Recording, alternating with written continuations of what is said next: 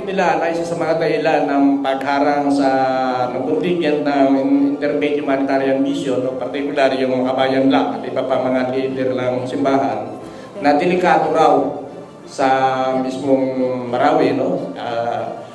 At kung delikado, ito nga, katulad ng binanggit kong kaninang statement, bakit hindi ilabas yung mga evacuee sa labas ng Marawi na kung saan mas malayo sila sa panganib ng tamaan ng ligaw na bala, hindi ligaw na bomba. No?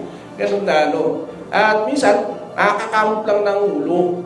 Binabanggit nila na gumagamit nga na ang mga report nung nakaraan, mayroon nahihirapan ng operation dahil yung mga Mahuti or ISIS, di umano ay gumagamit ng human shield.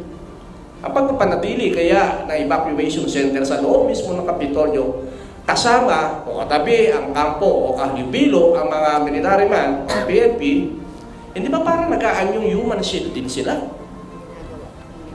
Tinatanong sila kung bakit may sakit yung kanilang mga kamag-anak, bakit daw hindi pa nila dalhin sa ospital. Ang susunod ng bayan galing sa Marawi City, ang susunod ng syudad doon ay ang Iligan City. Subalit bago sila makarating doon, dadaan sila ng at least 7 checkpoints. Bawat munisipalidad ay merong checkpoint at magre-require lahat yun sa kanila ng ID. Karamihan sa kanila ay walang government-issued ID at base sa kanilang experience, ang unang dagsa nila ng evacuation, kapag wala kang ID, ina-detain ka ng militar. Kaya naigsa kanila ang takot na ikulong at hulihin dahil wala silang ID, kaya hindi na lamang sila nagpatuloy sa pagpunta sa mga hospital. People are asking us, what is your political analysis, no, on what is happening? No? But we know too that as a university, we're not just here to churn out analysis.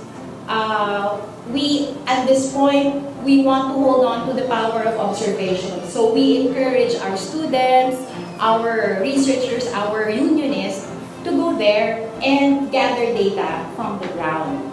And I think that's the first thing. And why are we against martial law? Why are our unionists against this?